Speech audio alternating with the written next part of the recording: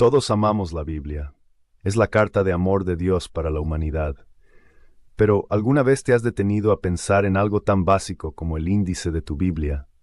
¿Quién decidió que el Evangelio de Mateo es palabra de Dios, pero el Evangelio de Tomás, que también existía en la antigüedad, no lo es? ¿De dónde salió la Biblia? ¿Qué tal? Soy el padre Daniel, y hoy quiero llevarte en un viaje a los primeros siglos de la Iglesia. Un viaje para responder a una de las preguntas más fundamentales y a menudo ignoradas de nuestra fe. Hoy no vamos a interpretar la Biblia, vamos a descubrir de dónde la obtuvimos. Y lo que vamos a encontrar es una verdad histórica tan clara, tan contundente, que debería llenar el corazón de todo católico de una inmensa gratitud.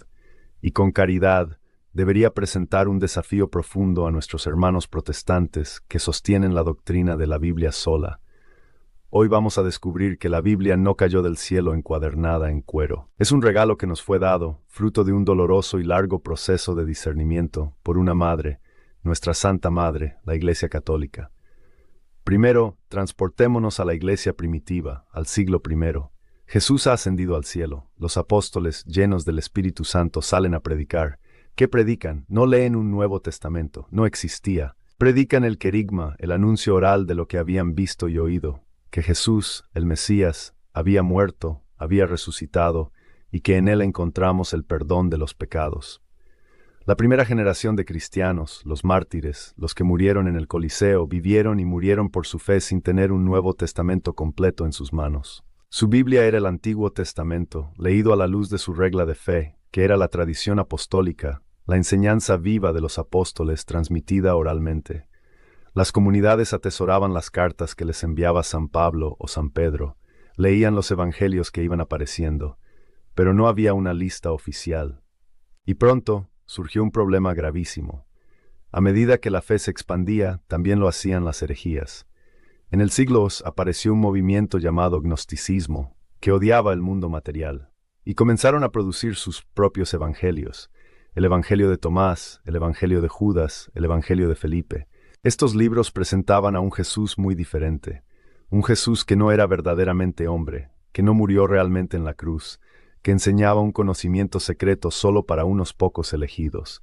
Era una falsificación, un Jesús pirata que amenazaba con envenenar el alma de la Iglesia. Y aquí llegamos al problema central. Imagina que eres un obispo en el año 150. En tu comunidad tienes el Evangelio de Mateo, pero alguien llega con un rollo del Evangelio de Tomás y dice que también es la palabra de Dios. ¿Cómo sabes cuál es el auténtico? ¿A quién le preguntas? ¿Quién tiene la autoridad para decir esto es inspirado por Dios y esto es una herejía peligrosa? La Iglesia se dio cuenta de que necesitaba una lista definitiva, un canon, una regla oficial de qué libros pertenecían a la Sagrada Escritura. Y aquí es donde la historia desmiente la idea de la Biblia sola. La decisión no pudo venir de la Biblia, porque la pregunta era precisamente ¿qué es la Biblia? La decisión tenía que venir de la única entidad que Jesús dejó en la tierra con la autoridad para enseñar en su nombre, la Iglesia, a través de sus sucesores, los obispos. Durante los siguientes 2 siglos, la Iglesia, en un proceso de oración, de discernimiento, de estudio, guiada por el Espíritu Santo, comenzó a separar el trigo de la cizaña. Usaron varios criterios. El libro fue escrito por un apóstol o un discípulo cercano. ¿Era consistente con la tradición apostólica que se predicaba en todas las iglesias? ¿Era usado en la liturgia, en la Santa Misa? Este largo proceso de discernimiento llegó a su culminación a finales del siglo IV. Fue en una serie de concilios de la Iglesia Católica donde por primera vez en la historia se definió oficialmente el canon de la Biblia que conocemos hoy. En el Concilio de Roma en el año 382, bajo la autoridad del Papa San Dámaso I, y luego fue confirmado en 2 concilios en el norte de África, con la participación del gran San Agustín. El Concilio de Hipona en el 393 y el Concilio de Cartago en el 397. Estos concilios promulgaron la misma lista de libros inspirados, 46 libros para el Antiguo Testamento, basados en la traducción griega de la Septuaginta, que era la que usaban los apóstoles, y 27 libros para el Nuevo Testamento. Esta lista de 73 libros fue ratificada solemnemente por los papas y fue la Biblia indiscutible de toda la cristiandad durante más de 1000 años. Y aquí llegamos al clímax. a la verdad que a menudo se nos olvida. El libro que tú y yo tenemos en nuestras manos es el libro que nuestros hermanos protestantes aman y consideran su única autoridad. Es un producto de la tradición de la Iglesia Católica. Fue la Iglesia Católica la que, con la autoridad que Cristo le dio, nos dijo: estos 27 libros del Nuevo Testamento, y no otros, son la palabra inspirada de Dios. Cada vez que un cristiano de cualquier denominación abre su Nuevo Testamento, está aceptando implícitamente la autoridad de esos concilios católicos del siglo IV. Y esto, con toda caridad, presenta una paradoja para nuestros hermanos separados. Es como si dijeran: confío en la autoridad de la Iglesia Católica para decirme qué libros componen la Biblia, pero no confío en su autoridad para decirme qué significa la Biblia. Es como confiar en que tu madre te ha dado una receta auténtica de tu abuela, pero no confiar en ella cuando te explica cómo se prepara. No tiene sentido. No puedes usar la tradición para establecer el canon de la Escritura y luego usar la Escritura para negar la autoridad de la tradición.